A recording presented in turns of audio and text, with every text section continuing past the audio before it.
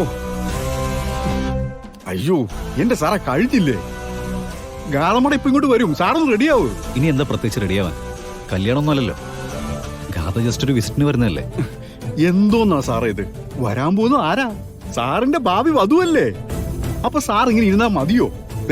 കുറച്ചുകൂടെ ഒന്നൊന്ന് റൊമാൻറ്റിക് ആവണ്ടേ? പ്ലീസ്. എന്റെ സാറേ, ബിസിനസ് ഒക്കെ 100 കണക്കിന് ഉണ്ടാവും, പക്ഷെ കല്യാണം അങ്ങനെയല്ല. സാർ ഒന്ന് എഴുന്നേറ്റെ, എന്നിട്ട് ഈ മുഖത്തെ ഗൗരവമൊക്കെ ഒന്ന് മാറ്റി ഒന്ന് ചിരിച്ചോണ്ടിരിക്കും സാറേ, പ്ലീസ്. താൻ എന്താ പറഞ്ഞേ? ബിസിനസ് 100 കണക്കിനുണ്ടാവും, കല്യാണം ഒന്നേ ഉണ്ടാവുന്നു. അപ്പൊ പ്രാധാന്യം കല്യാണത്തിനാണല്ലേ? പക്ഷെ എനിക്ക് നേരെ തിരിച്ച. ഞാനൊരു വിവാഹം കഴിക്കാൻ ആഗ്രഹിച്ച അതിന് ചോയ്സ് എത്ര വേണമെങ്കിലും കിട്ടും. പക്ഷെ ഒരു ബിസിനസ് എന്റെ കയ്യിൽ നിന്ന് നഷ്ടപ്പെട്ട അത് അടുത്ത ആള് കൊത്തിയെടുക്കും. അങ്ങനെ സംഭവിച്ച ഞാൻ 2ാം സ്ഥാനക്കാരനാവും. അതൊരിക്കലും എനിക്ക് അംഗീകരിക്കാൻ പറ്റില്ല.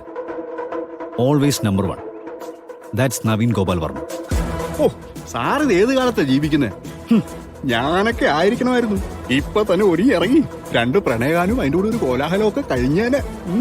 അതുകൊണ്ടാടോ മാണിക്കുഞ്ഞ് താൻ എന്നെ ബോസ് എന്ന് വിളിക്കുന്നതും ഞാൻ ഈ സ്ഥാനത്തിരിക്കുന്നതും. മനസ്സിലായോ? മനസ്സിലായി. ഇടയ്ക്ക് ഇതുപോലെയൊക്കെ ഒന്ന് ഓർമ്മിപ്പിക്കണേ സാറേ. പിന്നെ സാറേ, എനിക്കൊരു ചെറിയ സംശയമുണ്ട്. മണ്ടത്തരമാണെങ്കിൽ ചോദിക്കണ്ട. ഓ, മണ്ടത്തരൊന്നും അല്ല സാറേ. ഈ സിത്താര ശ്രീനിവാസൻ ഒരു ചെറിയ കക്ഷിയല്ല. ബിസിനസ്സിലായാലും ബുദ്ധിയിലായാലും സാറിനൊപ്പോ വേണമെങ്കിൽ സാറിനെ മറികടക്കാനുള്ള ശേഷിയുണ്ട്. അങ്ങനെ ഒരാള് സ്വന്തം മകളെ കുറച്ചു ദിവസത്തേക്ക് നമ്മുടെ കൂടെ വിടുന്നതില് എന്തോ ഒരു ഇതില്ലേ? എന്ത്? അങ്ങനെ കൃത്യമായിട്ടൊന്നും എനിക്ക് അറിഞ്ഞുകൂടാ, പക്ഷെ എന്തോ ഒന്നുണ്ട്. ചില നേരത്ത് തന്റെ ബുദ്ധി മിന്നിയാണെങ്കിലും ഒന്ന് കത്തുന്നുണ്ട്. തന്റെ സംശയം ശരിയാടോ. ഇതിന്റെ പുറകില് സിത്താര ശ്രീനിവാസന്റെ കൂർമ്മ ബുദ്ധിയുണ്ട്. അതെന്താണെന്ന് ഇപ്പൊ എനിക്കറിയില്ല. കണ്ടുപിടിക്കണം. കാര്യങ്ങള് താൻ വേണ്ട പോലെ ഒന്ന് ശ്രദ്ധിച്ചാൽ മതി. ഓ, അപ്പൊ എനിക്ക് ചാരപ്പണിയാണ് അല്ലേ സാറേ? എന്തു പറഞ്ഞാലും കുഴപ്പമില്ല.